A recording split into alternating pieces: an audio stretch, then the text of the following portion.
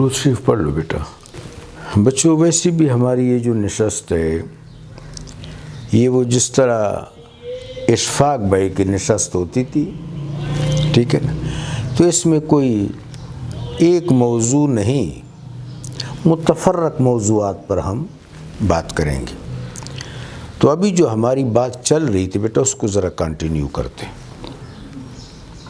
اس formal گفتگو سے پہلے۔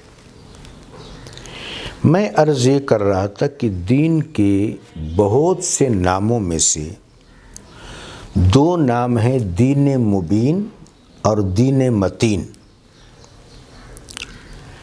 بیٹا دین مبین کے اس میں ہر چیز واضح ہے، کہیں پر مخمصہ نہیں ہے، اور دین متین کہ تمام احکام بڑے متانت لیے ہوئے، بڑا وقار، بڑا شکو، بڑی سنجیدگی، ایسے دل کو بھاتے ہیں۔ تو اب اگر کوئی رویہ افراط و تفریط پر مبنی ہو، وہ عمل ہو، رویہ ہو یا سوچ ہو، ٹھیک ہے بچوں، انسان کے اعمال اس کی سوچ اور فکر کے تابع ہوتے۔ ایک حدیث مبارکہ ہے، نیت المؤمن خیر من عملہ، نیت المؤمن خیر من عملہ، مومن یا مومنہ کی نیت اس کے عمل سے بہتر ہے۔ اچھا بچوں، یہ قرآن عظیم میں بعض صفات مذکر کی صیغہ کے ساتھ آئے ہیں، وہ مطلق ہیں، وہ مطلق ہیں۔ بچوں مطلق کا مطلب یہ ہے کہ اس سے مراد صرف مومن مرد نہیں ہے، مومن خاتون بھی مراد ہے۔ مثلا المؤمن، ایمان لانے والا مرد، ایمان لانے والی خاتون، دونوں پر صیغہ کے اعتبار سے نہیں دیکھا جائے گا، گرامر کے اعتبار سے نہیں دیکھا جائے گا، جوہری اعتبار سے دیکھا جائے گا۔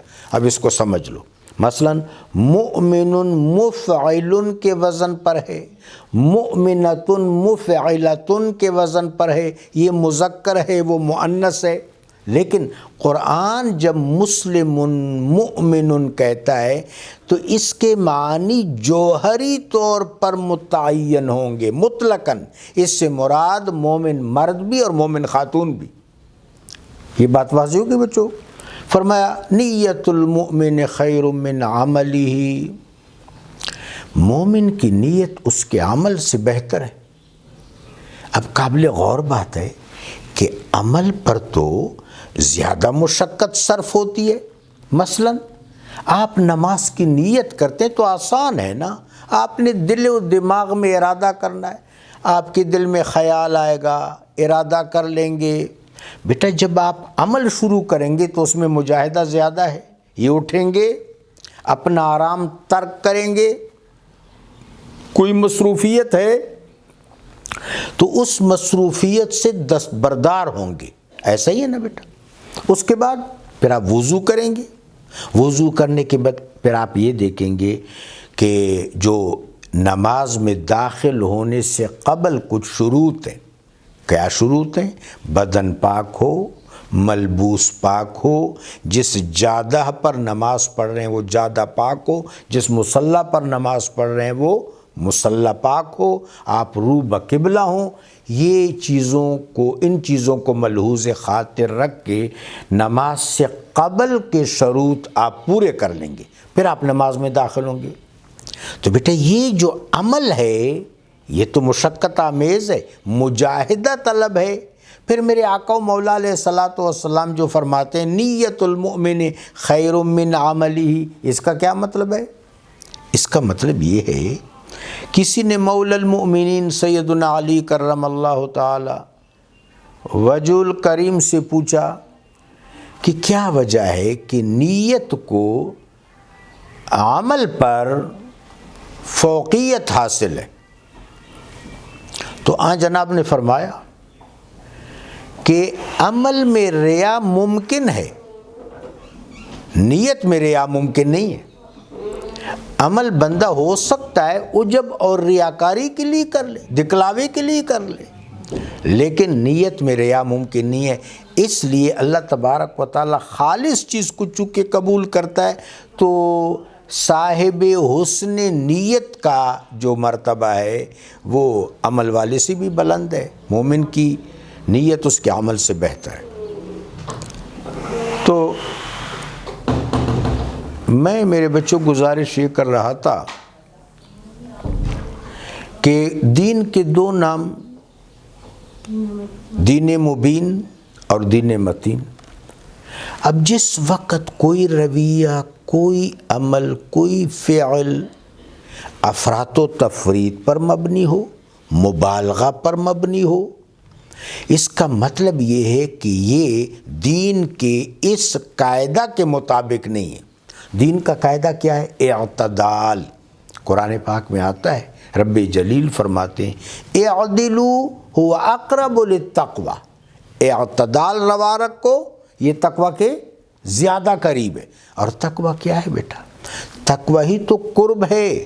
آپ دیکھیں قرآن عظیم کا آغاز کہاں سے ہوتا ہے؟ الف لام میم ذالک الکتاب لا ریب فیہ ھدی للمتقین۔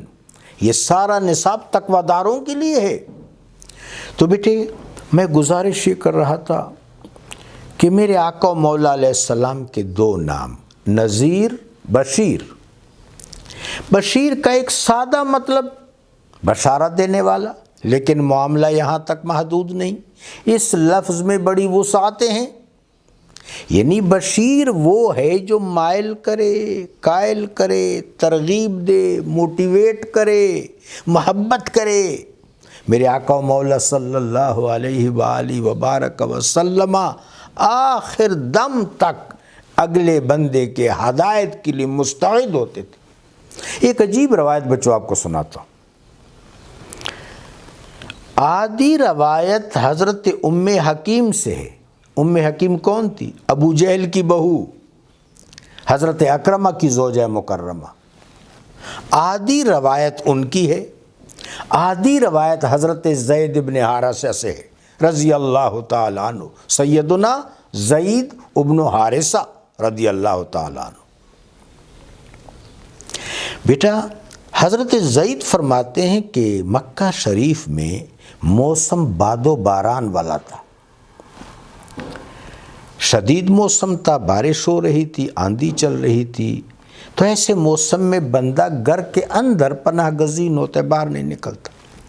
آقا و مولا صلی اللہ علیہ وآلہ وبارک وسلم نے فرمایا کہ ہو سکتا ہے اللہ تبارک و تعالیٰ نے عمر ابن ہشام کی ہدایت کا فیصلہ اب کر دیا ہو۔ اللہ کی رحمت سے کیا بعید ہے؟ تو اس جذبے کے ساتھ میرے آقا چلے صلی اللہ علیہ وسلم۔ بیٹا روایت کا اگلا حصہ ام حکیم سے، آپ اصولی طور پر فتح مکہ سے پہلے مسلمان ہو گئی تھی۔ حضرت ام حکیم رضی اللہ تعالیٰ عنہ فرماتی ہیں ہمارے دروازے پر یا دستک ہوئی یا آواز آئی تو میرے سسر نے کہا کہ جو بھی شخص ہے یہ بہت ضرورت مند ہے، اس موسم میں جو آیا ہے تو بڑا حق رکھتا ہے اور میں ان کا حق ادا کروں گا۔ جب دروازے پر آئے جمال جہاں آرا صلی اللہ علیہ وآلہ وبارک وسلم کو پایا تو کہا ابا القاسم کیسے آئے ہو؟ تو میرے آقا نے فرمایا بس وہی کام، قولوا لا الہ الا اللہ تفلحوا، کہہ دو کہ اللہ کے سوا کوئی معبود نہیں ہے تاکہ فلاح پا جاؤ۔ تو اس نے کہا ابا القاسم یہ بات نہیں مانوں گا، باقی جو آپ کہیں گے وہ مانوں گا۔ میرے آقا و مولا علیہ السلام کا ایک جلال تھا بیٹا جو ہر مخاطب پر چھا جاتا تھا، اور وہ سرے منہ اس جلال سے انحراف نہیں کر سکتا۔ حدیث سے پاک ہے اوتیت جوامع الکلم، اوتیت جوامع الکلم وَنُصِرْتُ بِالصَّبَا، اللہ نے مجھے جامع کلمات عطا فرمائے۔ آپ حدیث پاک کو دیکھ لیں، 2 الفاظ ہوں گے بچوں، ان میں معانی کا سمندر امڈ آئے گا، وَنُصِرْتُ بِالصَّبَا، اور اللہ نے روب سے میری مدد کی ہے، روب سے۔ ایک دفعہ ایسا ہوا کہ یمن کے کچھ لوگوں سے ابو جہل نے، بیٹا ان کا نام عمرو ابن ہشام تھا،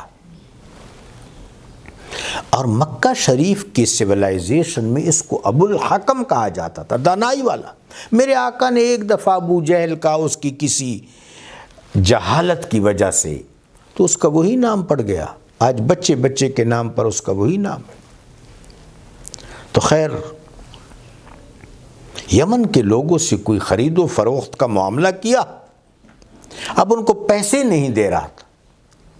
وہ لوگ وہاں بیٹھے تھے، ظاہر ہے وہ دور سے آئے تھے، انہوں نے تو اپنی چیز لے کے جانی تھی۔ بیٹا اتنے میں میرے آقا و مولا علیہ الصلوۃ والسلام نے وہاں کچھ اجتماع دیکھا، 10 افراد تھے، 12 تھے، کم تھے، زیادہ تھے۔ تو میرے آقا و مولا علیہ الصلوۃ والسلام اس اجتماع کی طرف آ رہے تھے۔ بیٹے وہاں کچھ شریر لوگ بھی تھے، ان کا مطلب یہ تھا کہ ہم ذرا تھوڑی سی وہ ہو جائے گا، جھگڑا سا ہو جائے گا اور ہم انجوائے کریں گے، جس طرح شریر لوگوں کی عادت ہوتی ہے۔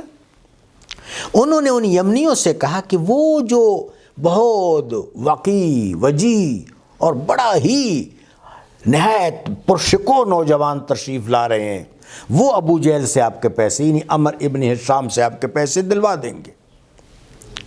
تو بیٹا میرے آقا و مولا علیہ السلام آئے تو وہ لوگ جا کے کہا کہ اے شریف قریش، ابو جہل نے ہم سے یہ چیز لی، ابھی پیسے نہیں دے رہا۔ سرکار دو عالم نے ان کو بلایا اور کہا کہ عمرو ان کا حق فوراً ان کو دے دو۔ بیٹا بلا چوں چرا وہ شخص اندر گیا جو اس زمانے میں درہم و دینار تھے، وہ اٹھا کے ان کو دیے۔ یہ میرے آقا و مولا علیہ الصلوۃ والسلام کا روب تھا۔ اس طرح عاص ابن وائل ایک شخص تھا، میرے آقا و مولا علیہ الصلوۃ والسلام نے صحن کعبہ میں اس کو روک لیا، دین کی دعوت اس کو پہنچاتے رہے۔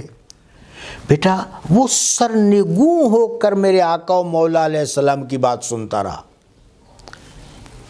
یہ میرے آقا و مولا علیہ السلام کا وہ جلال تھا جو قلوب پر چھا جاتا تھا۔ پھر جس وقت دور چلا گیا تو کسی نے پوچھا وہ کن سے بات کر رہے تھے، تو اس نے بدبختی کی، معاذ اللہ معاذ اللہ معاذ اللہ، کہ میں ابتر سے بات کر رہا تھا۔ بیٹا اس پر پھر آیات آئیں، تب سیدۃ النساء العالمین بدعۃ الرسول حضرت فاطمۃ الزہرا سلام اللہ علیہ کی ولادت باسعادت ہو چکی تھی۔ تو کریم رب نے فرمایا ان اعطیناک الکوثر فصل لربک وانحر ان شانئک هو الابتر۔ بیٹا اس کی ایک تفسیر تو آپ کے علم میں ہے کہ حوض کوثر مراد ہے، یہ تفسیر ہے، بالکل ہے۔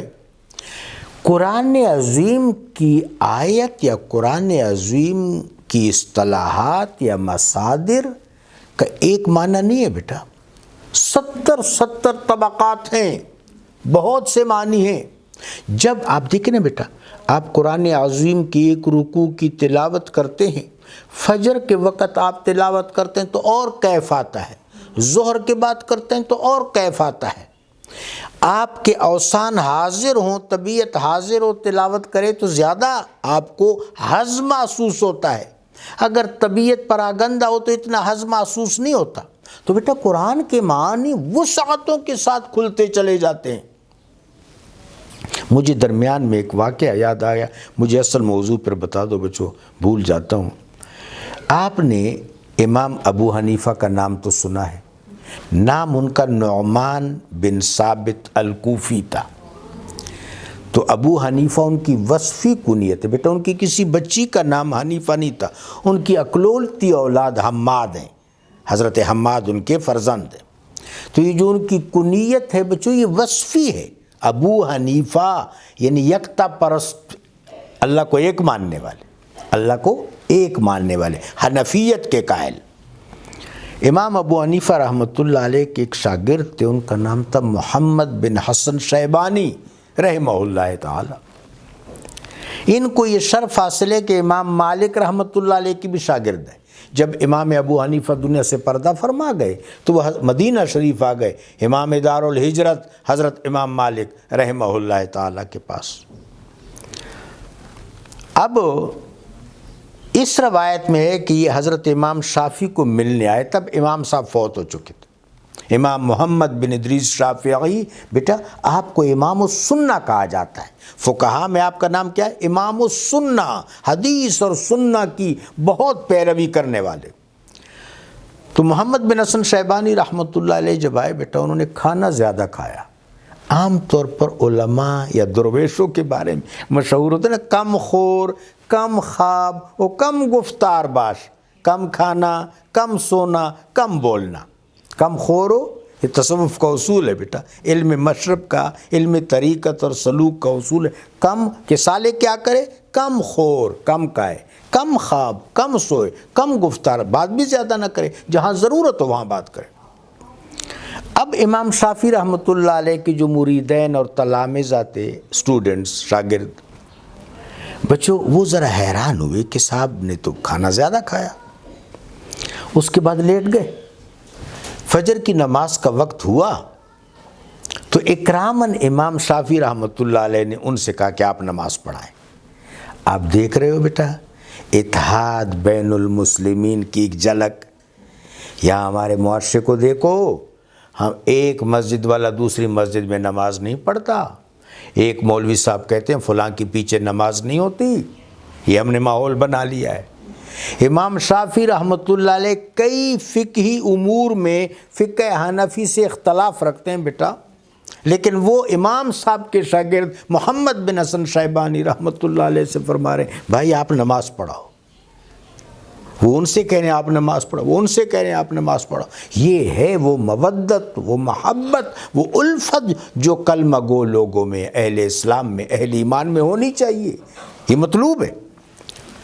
اچھا بیٹا، خیر حضرت نے تو نماز پڑھا دی، لیکن وہ جو امام شافعی رحمۃ اللہ علیہ کے شاگرد ہیں نا بیٹا، وہ چیں بجبی ہیں، حیران ہیں کہ انہوں نے تو وضو ہی نہیں کیا، بغیر وضو کے ہمیں بھی نماز پڑھا دی۔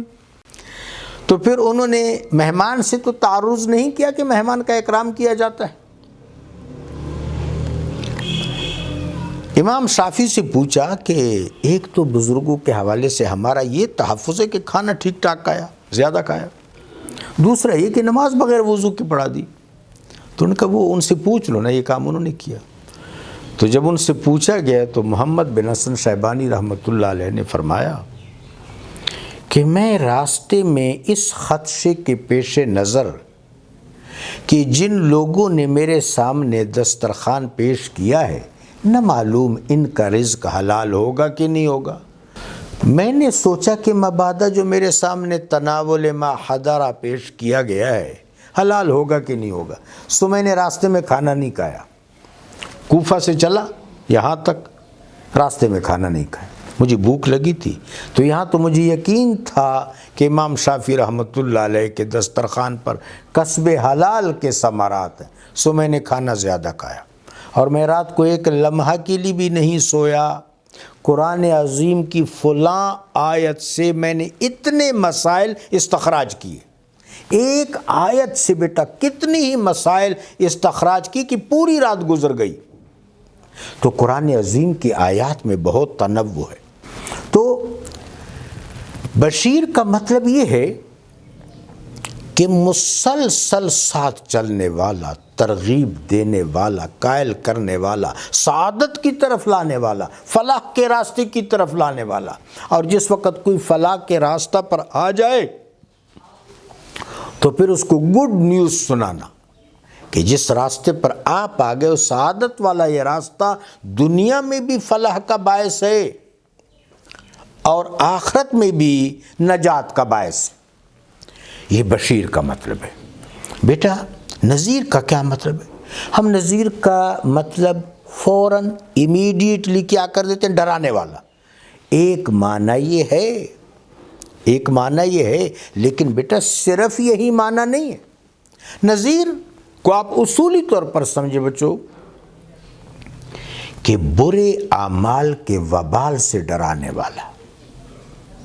کہ یہ عمل برا ہے، خود تیرے نفس کے لیے بھی نقصان دہ ہے اور تجھ سے جتنے لوگ وابستہ ہیں ان کے لیے بھی نقصان دہ ہے اور پورے معاشرے کے لیے بھی نقصان دہ ہے، اور اس عمل کو ساتھ لے کر جب آپ اپنے محسن حقیقی رب جلیل کے حضور پیش ہوں گے تو وہاں بھی تیرے لیے حسرت اور شرمندگی کا باعث ہوگا۔ یہ پورا پروگرام کیا ہے بیٹا؟ نظارت ہے۔ میرے آقا ان معنوں میں نذیر ہیں کہ برے اعمال کے وبال سے خبردار کرتے ہیں تاکہ بیٹے انسان کی طبیعت 100% انشور کرتی ہے۔ مثلا آپ آزمائیں نا، آپ کسی شخص سے کہہ دیں کہ یہ کاروبار ہے، آپ بھی اس میں انویسٹمنٹ کر دیں، اس میں 60% 40% پرافٹ ہے، 60% لاس ہے، کر لے گا وہ شخص کاروبار؟ وہ کہے گا مجھے ایسا کاروبار بتاؤ جس میں 100% پرافٹ ہو۔ تو بیٹا جب تباہ کو یہ بتایا جاتا ہے کہ یہ اعمال دنیا اور آخرت میں کیا ہیں؟ نقصان دہ ہیں، تو پھر تباہ میں رغبت پیدا ہوتی ہے، تباہ میں اصلاح پیدا ہوتی ہے۔ اللہ تبارک و تعالی جل شانہ نے انسان کے نفس میں بڑی گہرائی پیدا کی ہے بیٹا، اس کو سمجھو۔ بیٹے مجھے یہ ویسے بائی دی وے لفظ سامنے آ گیا ہے، جس پر تھوڑی سی اگر آپ کی اجازت تو گفتگو کر لیتے۔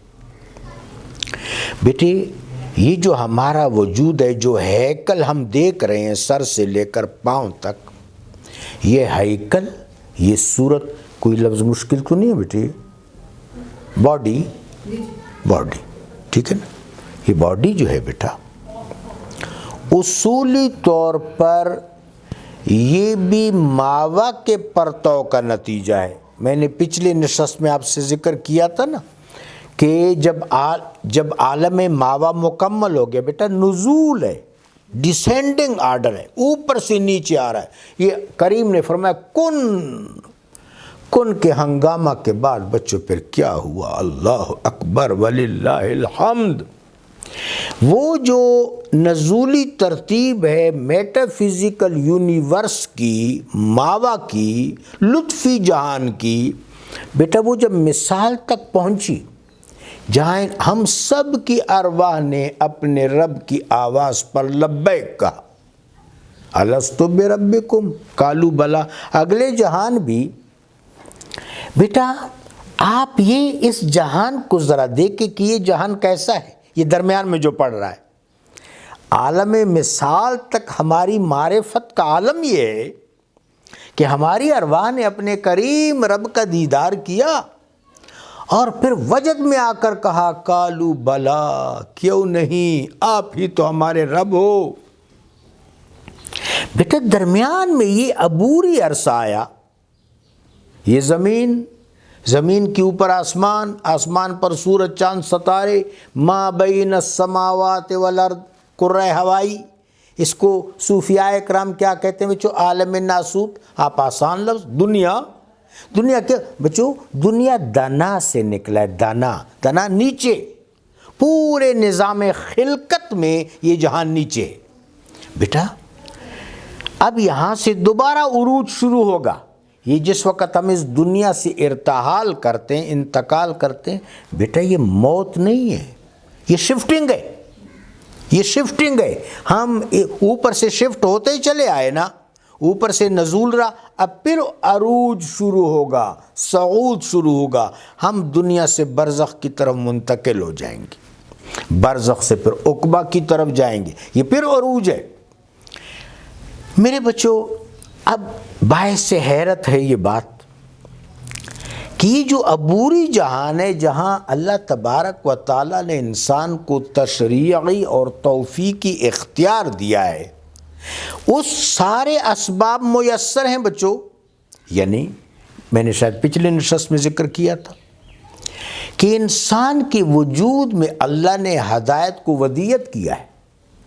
بیٹے ضرور جب انسان کوئی برائی کرتا ہے تو کہیں سے آواز آتی ہے، اور اگر اچھائی کرتا ہے تو کہیں سے آواز آتی ہے شادمانی کی۔ سیدنا ابو ذر غفاری مسیح الاسلام، ابو ذر غفاری۔ بیٹا میرے آقا نے ان کو مسیح الاسلام کہا۔ غزوہ تبوک جس کو غزوہ اسرت بھی کہتے، اس طرف جب میرے آقا جا رہے تھے تو کتنی منزلت ہے بیٹو کہ جب سرکار دو عالم اپنی سپاہ کو دیکھتے ہیں تو ابو ذر نظر نہیں آتے، فرمایا پڑاؤ کرو، ابو ذر کا انتظار کرو۔ ابو ذر تشریف لاتے ہیں رضی اللہ تعالی عنہ، تو میرے آقا پھر کوچ کرتے ہیں، پھر وہ پیچھے رہ جاتے ہیں۔ 3 دفعہ ایسا ہوا بچوں، تیسری دفعہ کتنا وقیر شخص ہوگا جس کا انتظار میرے آقا و مولا کرتے ہیں صلی اللہ علیہ وسلم۔ تیسری دفعہ جب آپ لشکر سے آن ملے تو میرے آقا و مولا علیہ السلام نے فرمایا ابا ذر اکیلے چلتے ہو، اکیلے میں موت آئے گی، صالحین کی ایک جماعت تیرے جنازے پر حاضر ہوگی اور اگلے جہان شخص کے طور پر نہیں امت کے طور پر اٹھائے جاؤ گے۔ ایک شخص امت کے طور پر اٹھایا جائے گا، سیدنا ابو ذر غفاری مسیح الاسلام۔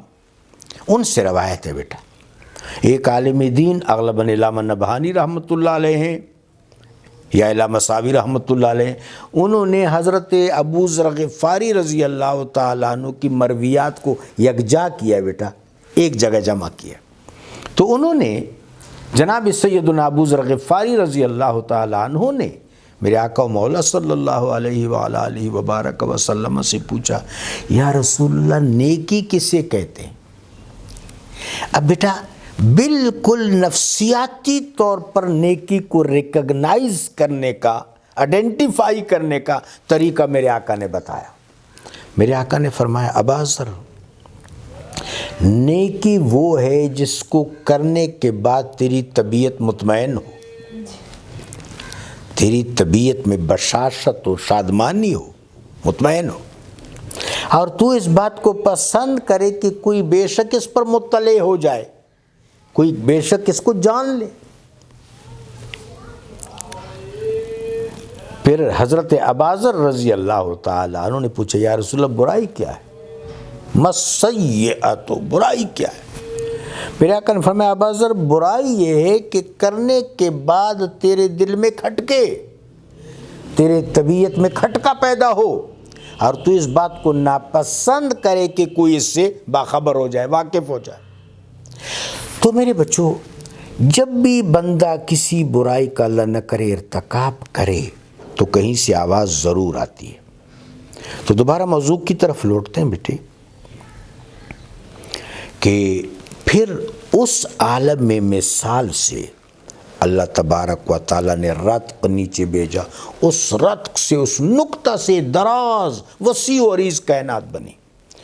آخر میں اللہ تبارک و تعالیٰ نے اس مخلوق کو مکمل کیا جو اس پورے فیکون کا مقصود ہے، انسان، مرتبہ جامعہ، اللہ کا خلیفہ۔ بیٹا پھر یہ جو ہیکل بنا یہ نفس واحدہ سے بنا، ایک نفس واحدہ جو زمین کے تمام عناصر کے جواہر کا مجموعہ تھا، کوئی چیز خارج نہیں تھی بیٹا، ہر چیز کا جوہر، خیال کا، جڑی بوٹیوں کا، معدنیات کا، کوئی ایسا ایلیمنٹ نہیں ہے بیٹا جس کا جوہر اس نفس واحدہ میں، اس ترکیب میں موجود نہیں تھا۔ اس ترکیب سے پہلی تشکیل کیا؟ آدم علیہ السلام، دوسری تشکیل ہماری ماں حضرت حوا سلام اللہ علیہا، پھر ان کی نسل آگے چلی، ہم تک پہنچی، آگے تک پہنچے گی۔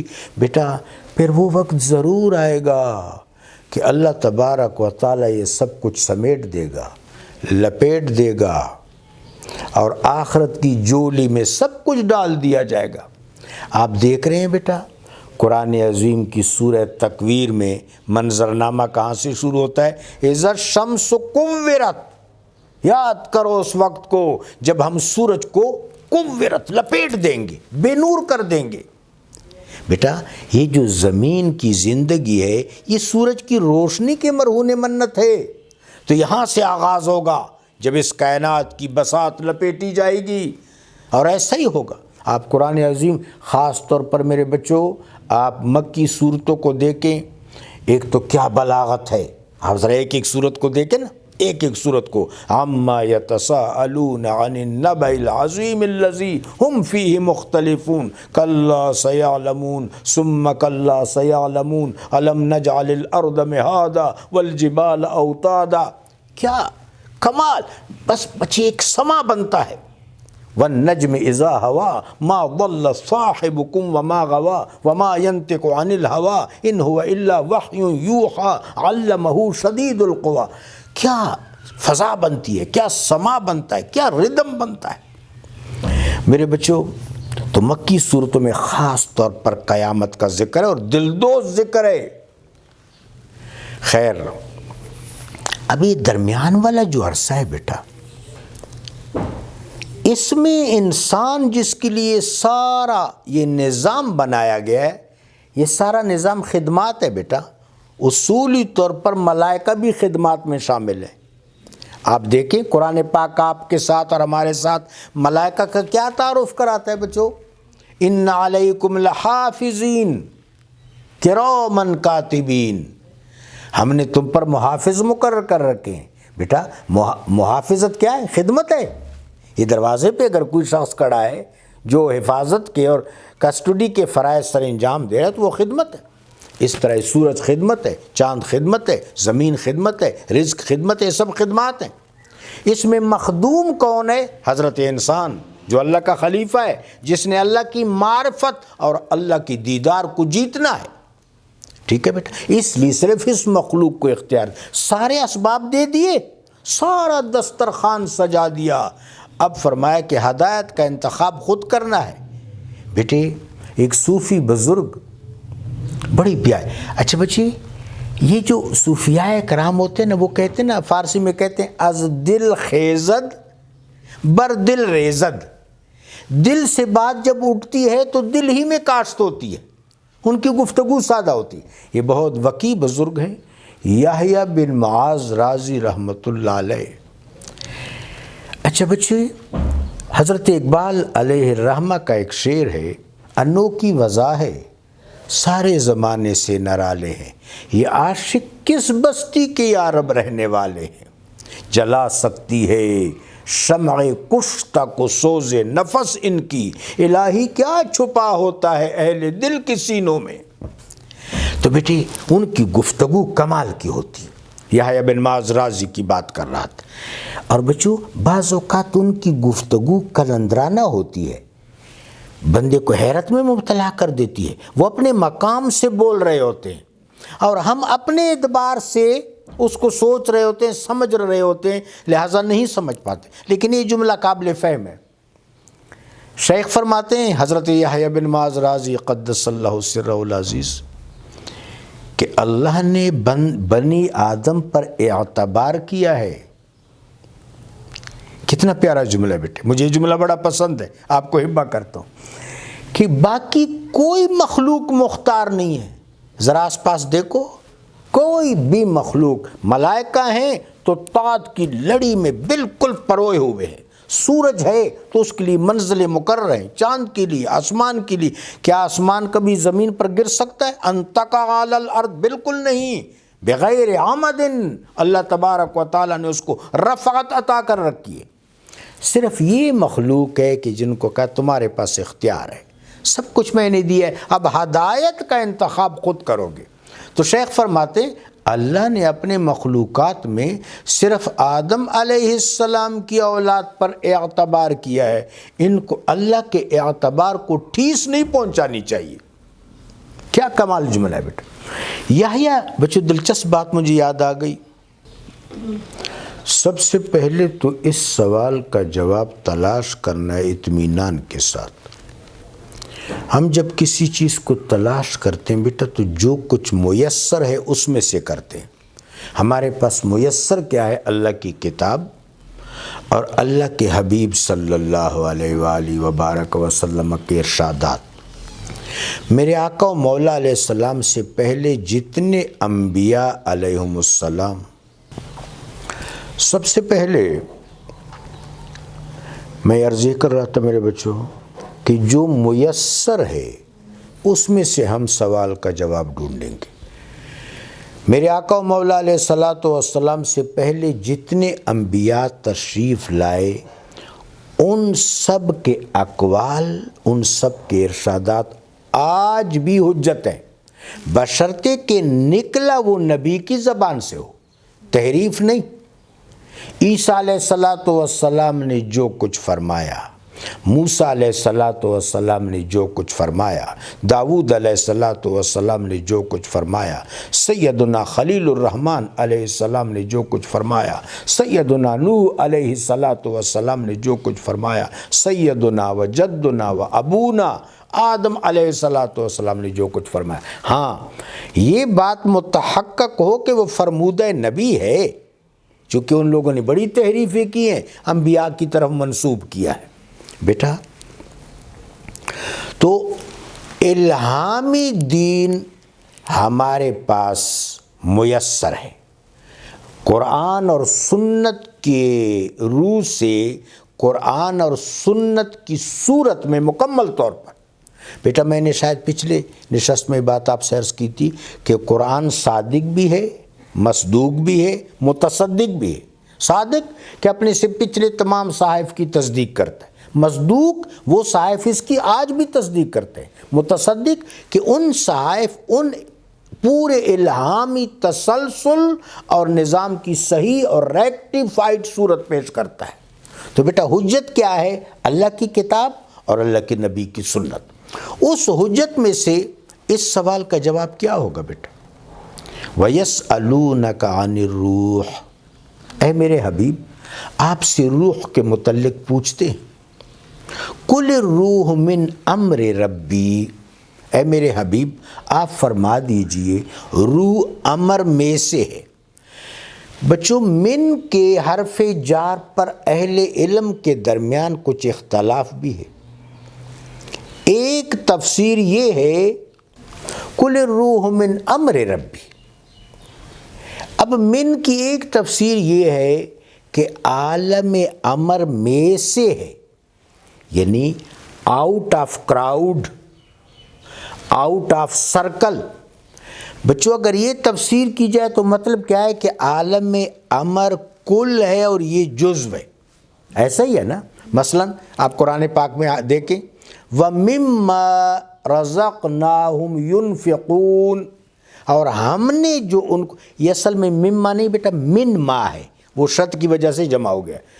من ما رزقناہم ينفقون، جو بھی ہم نے اس کو ان کو رزق دیا اس میں سے انفاق کرتے ہیں۔ تو آپ کیا کرتے ہیں بیٹا؟ 100 روپے میں سے 2.5 روپے دیتے ہیں، وہ بھی اگر کوئی صاحب نصاب ہو کہ جس کی ضروریات پوری ہوتی ہوں، روٹین کی ضروریات، لائبلٹی کے لیے الگ سے پیسہ محفوظ ہو کہ یہ بچی کی شادی کرانی ہے، یہ بچے کو تعلیم دلوانی ہے، اس کی الگ سے آپ کے پاس پیسے ہیں، اس پر مستزاد اگر پیسے ہیں بیٹا، سیوڈ اماؤنٹ ہے، ذخیرہ سونا ہے یا ذخیرہ پیسے ہیں، اس پر پھر زکوٰۃ ہے۔ پھر آپ کیا 100 روپے سارے دیتے ہیں بچوں؟ نہ، 100 روپے میں سے 2.5 روپے دیتے، 1000 میں سے 25 دیتے، اس انداز سے آگے چلتا ہے۔ تو اب بعض اہل علم کہتے ہیں کہ قُلِ الرُّوحُ مِنْ أَمْرِ رَبِّي، عالم امر کی اس وسعتوں میں سے یہ ہے، وہ بے کراں وسعتیں۔ میرے بچوں جب دنیا نیچی کی طرف، دنیا کہہ رہا ہوں، جب فیکون نیچی کی طرف آتا ہے تو نقطہ آغاز کا جہان بہت بڑا ہوتا ہے۔ اب عالم امر بہت بڑا، اس کے بعد عالم جبروت بہت بڑا، اس کے بعد عالم ملکوت بہت بڑا، اس کے بعد عالم میثاق بڑا، پھر چھوٹے ہوتے جاتے حتیٰ کہ دنیا بیٹے بہت چھوٹی۔ پھر جب دوبارہ ہم برزخ کی طرف جائیں گے، آپ ایک چیز ذہن میں رکھ لیں بیٹے، یہاں سے تو چلو ونڈو ہے، اس دیوار کے پیچھے کیا ہے اس وقت نہ میں سن رہا ہوں نہ دیکھ رہا ہوں، لیکن جب بندہ برزخ میں جائے گا تو کیا ہوگا؟ فَكَشَفْنَا عَنْكَ غِطَاءَكَ فَبَصَرُكَ الْيَوْمَ حَدِيدٌ، آج ہم نے تیری آنکھوں سے غطا ہٹا دیا ہے، اب تو خوب دیکھ سکتا ہے۔ لہٰذا قبر کے زائر کو وہ دیکھتا ہے، صاحب قبر اس کو دیکھتا ہے۔ کیوں بچے؟ کہ وہ جو برزخ کا جہان ہے کمپیئر ٹو دس ورلڈ وہ بہت وسیع ہے، یعنی 1 اور 100 کی نسبت بھی نہیں ہے بیٹا، 1 اور 1000 کی نسبت سے بھی بڑا ہے۔ آپ نے حدیث میرے آقا و مولا علیہ الصلاۃ والسلام کی وہ حدیث مبارکہ کہ جس وقت بندہ پاس ہو جاتا ہے، یہ عربی زبان ہماری روح میں موجود ہے بیٹا، ہمارے سر میں موجود ہے، یہ کوڈ ڈیکوڈ ہو جائے گا خود بخود۔ عالم برزخ میں یہ کوڈ جو دنیا میں ڈیکوڈ نہیں ہو رہا، بیٹا دنیا میں تو آپ عربی سیکھیں گے تو آپ کو عربی آئے گی نا، وہاں کتنے سارے لوگ جو دنیا سے جاتے ہیں ان کو تو عربی نہیں آتی، لیکن عالم ارواح میں، عالم مثال میں، عالم میثاق میں، عالم ملکوت میں تو انہوں نے گفتگو عربی میں کی، اللہ نے بھی ان سے گفتگو عربی میں کی۔ عالم مثال میں جب اپنا دیدار کرایا تو عربی میں الستو بربکم، یہ عربی ہے بچوں، الستو بربکم قالوا بلا۔ تو وہ جو کوڈ ہے بیٹا وہ ڈیکوڈ ہو جائے گا، ہر شخص کو ملائکہ کی بات سمجھ آئے گی، وہ کہیں گے مر ربک ما دینک، پھر آقا و مولا علیہ السلام کا صورت، آپ کی صورت انور، آپ کا بشرہ اقدس سامنے کر دیجئے، ما کنت تقول فی ھذا الرجل العظیم، ان عظیم ہستی کے متعلق کیا کہا کرتے تھے۔ بیٹے جب وہ پاس ہو جائے گا تو اہل علم نے لکھا ہے کہ سب سے پہلے اس کو دوزخ کا منظر دکھایا جائے گا، قبر سے، عالم مثال سے، عالم برزخ سے، کہ اس جگہ سے اللہ کریم و جلیل نے اپنی رحمت کے توفیل تجھے بچا لیا۔ پھر جنت کا منظر دکھایا جائے گا، قرآن پاک میں آتا ہے فروح وریحان وجنت النعیم، وہاں اس کو پھر راحت ملے گی، خوشبو ملے گی، جنت کی نعمتوں کو وہ دیکھتا رہے گا، اور اس کی قبر حد نظر تک وسیع کر دی جائے گی۔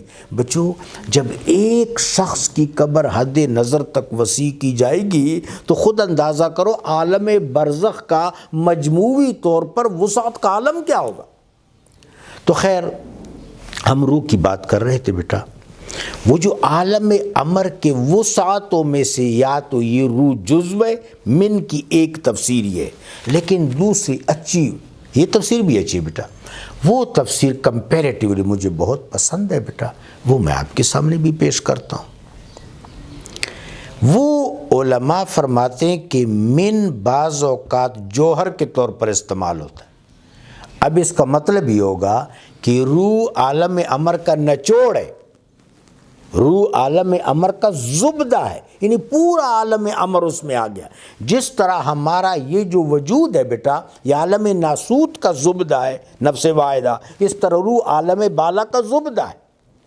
اب بیٹا روح اللہ کا نفخہ بھی ہے، یہ اللہ کا نفخہ پھیل رہا ہے۔ جب آدم علیہ السلام کے جسم اطہر میں اللہ نے روح ڈالی تو قرآن میں کیا آتا ہے فَإِذَا نَفَخْتُ فِيهِ مِن رُوحِي، جب میں اس کے جسم میں اپنی روح ڈال دوں فَقَعُوا لَهُ سَاجِدِينَ، تو اس کی تعظیم کے لیے سرنگو ہو جاؤ، ملائکہ سے فرمایا۔ اب بیٹا روح کی خصوصیات کیا ہیں؟ ایک تو میرے بچوں اس طرح سمجھ لو، بڑا اچھا سوال بیٹی، کہ روح عالم بسیط ہے، جسم عالم بسیط نہیں ہے۔ بیٹے میں یہاں پر ہوں، اس صوفے پر نہیں ہوں، میں اس وقت یہاں ہوں، DHA میں نہیں ہوں۔ بیٹے آپ اپنے گھر میں ہیں، اس گھر میں نہیں ہیں۔ جسم کیا ہے؟ ریسٹرکٹڈ ہے بیٹا، روح بسیط ہے، روح بہت بسیط ہے، عالم بسیط ہے۔ اب بیٹا روح کی 3 کیپیسٹیز، 3 صلاحیتیں، 3 امکانات آپ ذہن میں رکھیں۔ روح سریع الرفتار ہے، سریع الرفتار، رفتار بڑی تیز۔ روح سریع النفوذ، نافذ جلدی ہوتی، میٹر پینیٹریشن بہت جلدی کرتی۔ روح سریع الحرکت ہے، اس کی حرکت بڑی تیز ہے۔ بیٹا آپ اس کو خود جج کر سکتے ہیں۔ اور پھر روح کی کئی اقسام ہیں، اس وقت 2 اقسام پر بات کر لیں گے، پھر یہ بات کھل جائے گی بیٹا۔ روح نباتی، روح سیلانی۔ جب ہم سو رہے ہوتے ہیں تو خواب دیکھتے ہیں، اپنے آپ کو پھرتا ہوا محسوس کرتے ہیں، خواب میں دیکھتے ہیں نا کہ ہم پھر رہے ہیں، بھئی ہم تو نہیں پھر رہے، ہمارا جسم تو چارپائی پر یا بیڈ پر دراز ہے۔ وہ ہماری جو روح نباتی ہے جو جسم کے اندر ہے وہ کس روح کو دیکھ رہی ہے؟ روح سیلانی کو۔ وجود کے اندر جو روح نباتی ہے، اس کو کیا کہیں گے بیٹا آپ ڈاکٹروں کی زبان میں؟ Organic civil. یہ جو آرگینک سول ہے بیٹا، وہ لطفی روح کو، روح سیلانی کو دیکھتی ہے۔ یہ جو ہم خواب دیکھتے ہیں بیٹا، یہ کون سی روح دیکھتی ہے؟ روح سیلانی۔ روح سیلانی بیٹا آپ اس کی رفتار دیکھیں کہ جو ہی جسم سے نکلتی ہے اگلی لمحے عالم مثال میں پہنچ جاتی۔ اب عالم مثال میں مستقبل بھی حاضر ہے، انسان کا مستقبل بھی وہاں موجود ہے، لکھا ہوا ہے۔ کرتا ہے انسان اپنے ارادے کے تحت ہے، لیکن اللہ نے اپنے علم کے مطابق اس کو لکھ رکھا ہے بچوں۔ اب یہ روح سیلانی اس اپنے قالب کے حوالے سے، اپنے وجود کے حوالے سے آئندہ کی چیزیں دیکھتی ہے بیٹا، یہ پھر وہاں سے ٹرانسفر کر دیتی ہے روح نباتی کو۔ اب ہمیں خواب کی تعبیر معلوم کرنی ہوتی ہے۔ مثلا بیٹے ہم خواب میں دیکھتے ہیں کہ ہم دودھ پی رہے ہیں، اس کی تعبیر یہ نہیں ہوگی کہ ہمیں عملاً دودھ ملے گا بیٹا، دودھ کا مطلب یہ ہے کہ ہمیں علم حاصل ہوگا۔ ایک آدمی خواب میں دیکھتا ہے کہ اس کو قلم دیا جا رہا ہے، اس کی تعبیر یہ ہوگی کہ اس کو اختیار دیا جائے گا۔ ایک آدمی خواب میں دیکھتا ہے کہ اس کا قلم ٹوٹ گیا ہے، اس کی تعبیر کہ وہ اختیار سے معزول ہو جائے گا۔ تو بیٹا روح ایک عالم بسیط ہے۔ اب اہل علم کا اس پر اختلاف ہے کہ عذاب جسم اور روح دونوں پر ہوگا یا ایک پر؟ یہ آپ کا سوال آ گیا نا بچی، اس پر اختلاف ہے۔ اہل علم نے بہت کچھ لکھا ہے۔ علامہ شمس الدین محمد بن ابی بکر ابن القیم الجوزی رحمہ اللہ تعالیٰ نے الروح کے نام سے بڑا اچھا رسالہ لکھا۔ بیٹے یہ کتاب اگر کہیں دیکھ لیں، اگر ٹرانسلیٹ ہوئے تو پڑھ لیں، الروح، حافظ ابن قیم رحمہ اللہ۔ اس طرح روح کے نام سے حضرت ابو حامد غزالی رحمۃ اللہ علیہ کا رسالہ موجود ہے، اور بھی کئی کتابیں۔ روح پر کتب بہت زیادہ ہیں بیٹا، زیادہ کتب اور تالیفات روح پر ہیں۔ میرے بچوں میں گزارش یہ کر رہا تھا کہ اب اختلاف علماء کا یہ ہے کہ کیا عذاب روح اور جسم دونوں پر ہوگا؟ علماء کا ایک گروہ کہتا ہے کہ نہیں، عذاب صرف جسم پر ہوگا، چونکہ کفر میں یا گناہ میں جسم مبتلا ہوتا ہے، روح تو اللہ کا امر ہے، اور روح لطفی جہان کی چیز ہے، مادی جہان کی چیز نہیں۔ بیٹا ایک ڈاکٹرائن، ایک انڈرسٹینڈنگ، ایک اپروچ یہ ہے۔ دوسری اپروچ یہ ہے کہ روح اور جسم دونوں پر عذاب ہوگا۔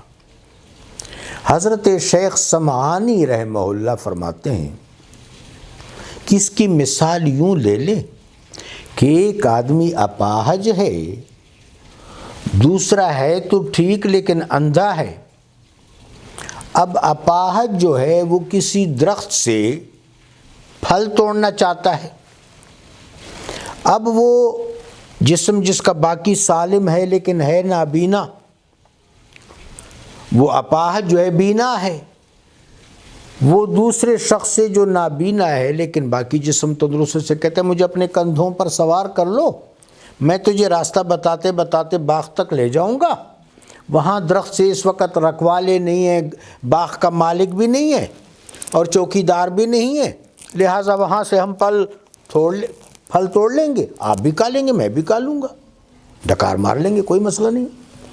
اب بیٹا یہ دونوں وہاں پہنچ گئے، جس وقت باغ کا مالک آئے گا ان دونوں کو پکڑے گا تو اپاہج کہے گا کہ اے مہربان، میں تو چل ہی نہیں سکتا تھا، اگر یہ شخص مجھے معاونت نہ دیتا تو میں آپ کے باغ سے پھل نہیں توڑ سکتا تھا۔ وہ دوسرا کہے گا اے مہربان، مجھے تو نظر ہی کچھ نہیں آتا، اگر یہ شخص مجھے یہاں تک نہ لاتا تو میں تو نہیں پہنچ سکتا تھا۔ تو باغ کا اور حدیقہ کا مالک بالآخر یہ فیصلہ کرے گا کہ آپ دونوں قصوروار ہو۔ تو بیٹا ایک موقف یہ ہے، لیکن کیا یہ دونوں جو موقف ہیں بچوں یہ سالوشن ہے؟ اگر میں آپ سے پوچھوں سالوشن ہے بیٹا؟ یہ تو سالوشن نہیں ہے۔ اب سالوشن کیا ہے؟ میں ابھی ایک بزرگ کا ذکر کر رہا تھا، آج بہت یاد آ رہے ہیں، حضرت یحییٰ بن معاذ رازی رحمۃ اللہ علیہ۔ وہ فرماتے ہیں کہ روح جہان بسیط ہے، ایک روح نباتی ہے، ایک روح لطفی ہے۔ یہ جو روح نباتی ہے یہ اصل روح کا ایک امپیکٹ ہے۔ یہ جو روح نباتی ہے یہ جسم کے ساتھ گناہ میں ملوث ہو جاتی ہے، یہ جسم کو زندہ، یعنی سوتے وقت بھی زندہ رکھتی ہے، یہ جسم کے ساتھ گناہ میں ملوث ہو جاتی ہے۔ تو اگلے جہان جو عذاب ہوگا روح اور جسم دونوں پر ہوگا، لیکن عذاب روح لطفی پر نہیں، روح نباتی اور جسم پر ہوگا۔ یہ ایک کسی حد تک بیٹا اس مسئلے کا جواب ہے۔ لیکن اگلی بات بیٹے، اس دنیا میں اسی آیت میں کیا فرمایا گیا؟ وَيَسْأَلُونَكَ عَنِ الرُّوحِ، اے حبیب آپ سے روح کے متعلق پوچھتے ہیں، قُلِ الرُّوحُ مِنْ أَمْرِ رَبِّي، آپ فرما دیجئے روح میرے اللہ کا امر ہے، وَمَا أُوتِيتُم مِّنَ الْعِلْمِ إِلَّا قَلِيلًا، لیکن تم کو کم علم دیا گیا ہے۔ لہٰذا بیٹے قرآن عظیم کی تعلیم کیا ہے؟ وَمِنَ النَّاسِ مَن يُجَادِلُ فِي اللَّهِ بِغَيْرِ عِلْمٍ وَلَا هُدًى وَلَا كِتَابٍ مُنِيرٍ، کتنے سارے لوگ ہیں جو اللہ کے راہ میں مجادلہ کرتے ہیں، باس و تمیز کرتے ہیں، نہ تو ان کے پاس ہدایت ہے نہ کتاب منیر ہے۔ ایک اور آیت میں آتا ہے وَمِنَ النَّاسِ مَن يُجَادِلُ فِي اللَّهِ بِغَيْرِ عِلْمٍ وَيَتَّبِعُ كُلَّ شَيْطَانٍ مَرِيدٍ، کتنے سارے لوگ ہیں جو بغیر علم اور دلیل کے اللہ کے راستے میں مجادلہ کرتے ہیں اور شیطان مردود کی پیروی کرنے لگ جاتے ہیں۔ تو لہٰذا بچوں جتنا سند میں مہیا ہے اسے آگے نہیں جانا۔ قرآن عظیم میں کیا آتا ہے کہ جہاں تم فیصلہ نہ کر سکو تو پھر کیا کرو؟ وَأُفَوِّضُ أَمْرِي إِلَى اللَّهِ، کہ اللہ میں یہ معاملہ تجھے سونپتا ہوں، لا حول ولا قوت الا باللہ۔ اور قرآن عظیم میں آتا ہے یفصل بینکم فیما کنتم تختلفون، جن امور میں تم باہم اختلاف کرتے ہو ان امور میں اللہ قیامت کے دن تمہارے درمیان فیصلہ فرمائے گا۔ بیٹے تو یہ ایک بڑا اچھا جواب ہے یحییٰ بن معاذ رازی رحمۃ اللہ علیہ کی طرف سے۔ بچوں یحییٰ بن معاذ رازی کی بات چل رہی تھی کہ درمیان میں ہماری مجلس کچھ وقت کے لیے موقوف ہو گئی۔ صوفیاء کرام علیہم الرحمہ کا انداز میں نے آپ کو بتایا کہ بعض اوقات ہمارے لیے گراں ہوتا ہے بیٹے، ہمارے طبائع پر بھی گراں گزرتا ہے، لیکن وہ جس مقام پر ہے ہمیں اپنے اعتبار سے نہیں ان کے اعتبار سے ذرا تصور کرنا چاہیے۔ مجھے یاد ہے بیٹا کوئی ٹیکسلا میں صاحب تھے، نام بھول رہا ہوں، غالباً عبداللہ نام تھا ان کا، ایک مسجد میں پڑھاتے تھے، خطبہ بھی دیتے تھے۔ ضیاء الحق صاحب کا دور تھا، تو ضیاء الحق صاحب کہیں گئے امریکہ، اپنی زوجہ مکرمہ کو بھی ساتھ لے گئے، تو اس حوالے سے بیٹا اور مولوی صاحب نے ان پر بڑی تنقید کی اور سخت سست کہا، جو مسجد میں جتنا کچھ وہ لان تان کر سکتا تو انہوں نے کیا۔ تو وہ وہاں کوئی HRF یا اس طرح کی کوئی سرکاری ادارہ ہے، تو بیٹے وہاں وہ سیکورٹی والے بھی تعینات ہوتے ہیں، انہوں نے اس کو پکڑ لیا اور کسی اسپیشل جگہ پہ لے گئے، وہاں سے جنرل صاحب کے ساتھ ان کی بات کرائی۔ تو جنرل صاحب نے کہا جی آپ عبداللہ صاحب ہیں، حافظ صاحب میں نے آپ کو کہیں دیکھا ہے؟ پھر کہا کہ دیکھیں، ان لوگوں سے کہا کہ ان کے ساتھ کوئی تعرض نہیں کرنا، تکلیف نہیں دینی، عزت کے ساتھ اپنے گھر پہنچانا ہے، اور ان سے کہا کہ جس مقام پر میں ہوں اس مقام کی جو مجبوریاں ہیں وہ آپ نہیں سمجھتے، وہ میں سمجھتا ہوں۔ تو بیٹے ایک میں نے مثال دی ہے کہ وہ جس مقام پر ہیں وہ جانتے۔ یحییٰ بن معاذ رازی رحمۃ اللہ علیہ کے ایک بھائی تھے بیٹا، وہ مکہ شریف میں مقیم ہو گئے۔ انہوں نے حضرت یحییٰ بن معاذ رازی رحمۃ اللہ علیہ کو خط لکھا بیٹا۔ اس خط کا مضمون یہ تھا کہ بھائی میری 3 آرزویں تھیں، 2 پوری ہو گئی، ایک ابھی پوری نہیں ہوئی۔ میری ایک آرزو یہ تھی کہ میں مقدس مقام پر رہوں۔ رب جلیل نے میری یہ آرزو پوری فرما دی ہے۔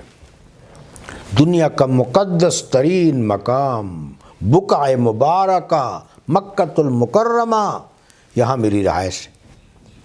یہ خواہش میری پوری ہو گئی۔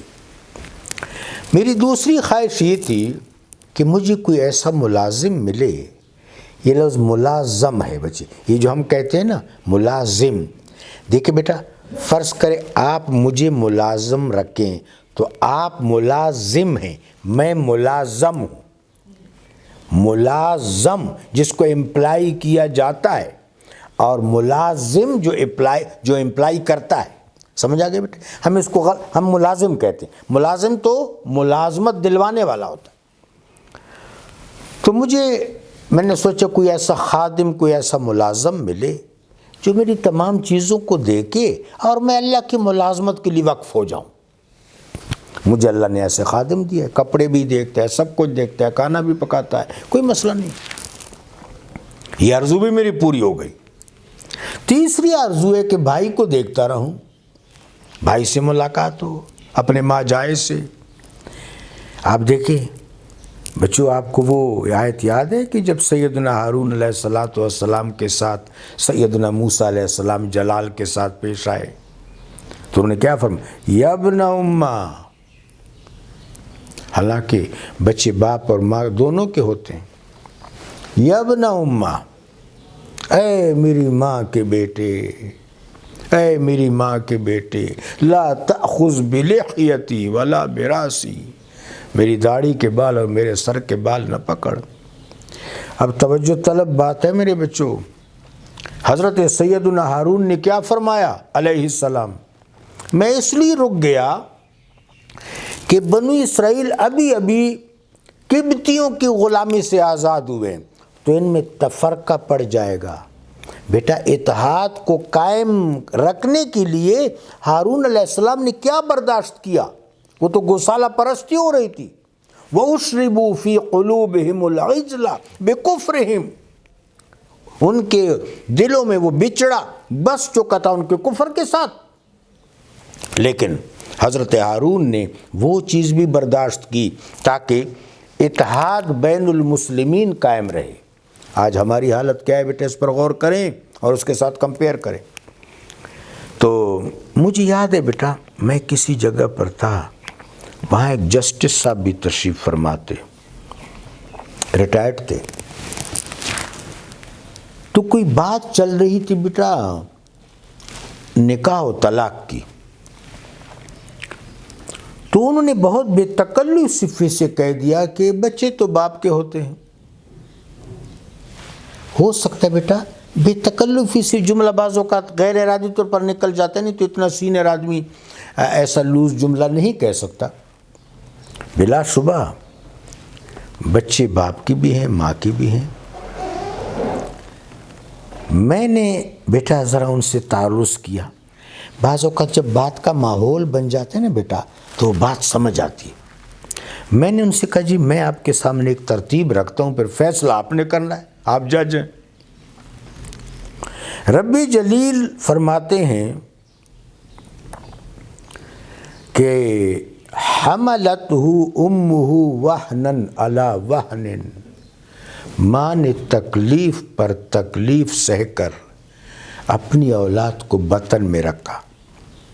نہیں، اس سے پہلے مرحلہ ہے خلق الانسان من ماء دافق یخرج من بین الصلب والترائب۔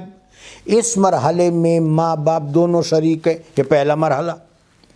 دوسرا مرحلہ حملتہ امہ وہنن علی وہن، ماں نے تکلیف پر تکلیف سہ کر بطن میں رکھا۔ اس مرحلے میں باپ شریک ہے؟ نہیں ہے بیٹا۔ پہلے مرحلے میں دونوں شریک، اس مرحلے میں ماں ہے صرف، یہ اب فائنل کی طرف نکل گئی۔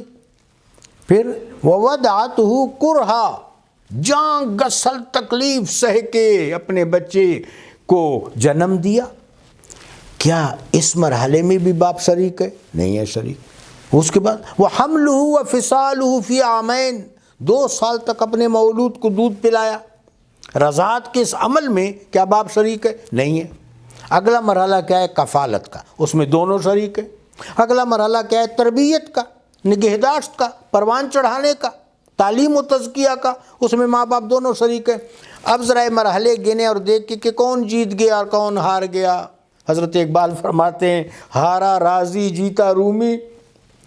تو کہتے ہیں ہاں جی بچے تو ماں کے ہونے چاہیے۔ میں نے کہا فیصلہ آپ نے اب ریٹائرمنٹ کے بعد عدل والا کیا۔ تو خیر میرے بچوں، یبن امہ کی بات ہو رہی تھی۔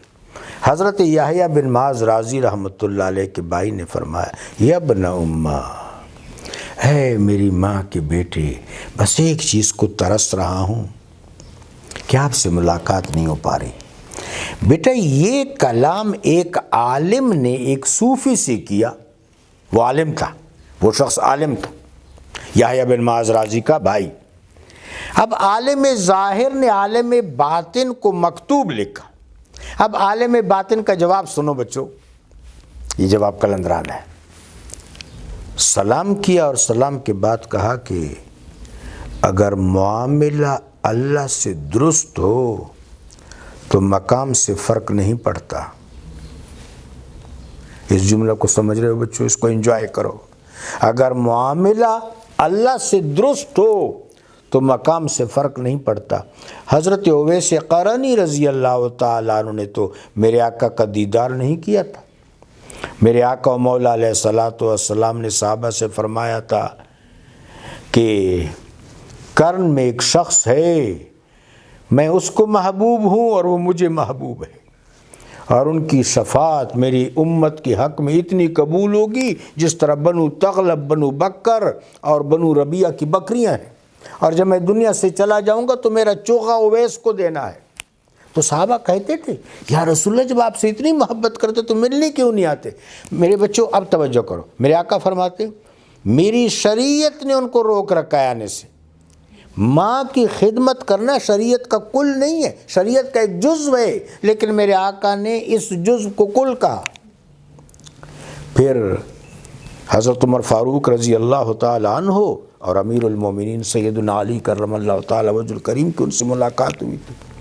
تو بیٹا آپ نے فرمایا کہ اگر معاملہ اللہ سے سیدھا ہو، یہ دل کا تعلق اپنے رب سے جڑا ہوا ہو، تو مقام سے فرق نہیں پڑتا۔ اور علامہ اقبال رحمۃ اللہ علیہ کی بات یاد لگی، بیٹا آپ کو حج نصیب نہیں ہوا تھا، لیکن آپ کے افکار آخری جو آپ کی ربائی ہے اس کے 10 منٹ بعد آپ دنیا سے تشریف لے گئے۔ 10 منٹ بعد اس ربائی کو دیکھے، سرود رفت باز آیت کے ناید، نسیم از حجاز آیت کے ناید، سرآمد روزگار این فقیر دگر دانائے راز آیت کے ناید۔ اب وہ والا سرود کسی اور کے پاس آئے گا کہ نہیں آئے گا؟ حجاز سے نسیم کسی کے پاس پیغام لائے گی کہ نہیں لائے گی؟ سرآمد روزگاری این فقیر، اس فقیر کا آخری وقت آن پہنچا ہے، دیگر دانائے راز آیت کے ناید، کوئی اور رازوں کو جاننے والا آئے گا کہ نہیں آئے گا؟ کیا نسبت ہے؟ دلش نالد چرا نالد نگاہ یا رسول اللہ نگاہ، میرا دل روتا ہے، چرا نالد کیوں روتا ہے؟ ندانت میں نہیں جانتا، نگاہ یا رسول اللہ نگاہ، یا رسول اللہ نگاہ فرمائیے، نظر کرم فرمائیے۔ بیٹے قرآن پاک میں یہی آیا تھا نا، یا ایھا الذین آمنوا لا تقولوا راعنا۔ یہ رائنا کتنا اچھا لفظ ہے، وہ دنیا کی زندگی کیوں ویسٹ کر دی؟ وہ جو لمحہ معرفت ہے وہ کیوں کھو دیا؟ حضرت روم فرماتے ہیں تورا ہر لحظہ مرگ و رجعت است، مصطفیٰ فرمود دنیا ساعت است۔ ہر لمحہ میں تیرے لیے موت بھی ہے، عرفان بھی ہے، رجعت بھی ہے، بلندی بھی ہے، کامیابی بھی ہے۔ مصطفیٰ فرمود صلی اللہ علیہ وآلہ وبارک وسلم دنیا ساعت است۔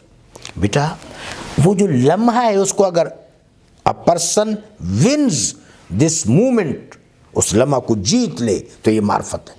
پھر جب اگلے جہان جائیں گے، پھر حسرتاً علی انفسہم، پھر ان نفوس پر حسرت کریں گے کہ ہم نے نفس کی صلاحیت کو اور نفس کے سرمایہ کو ضائع کیوں کر دیا۔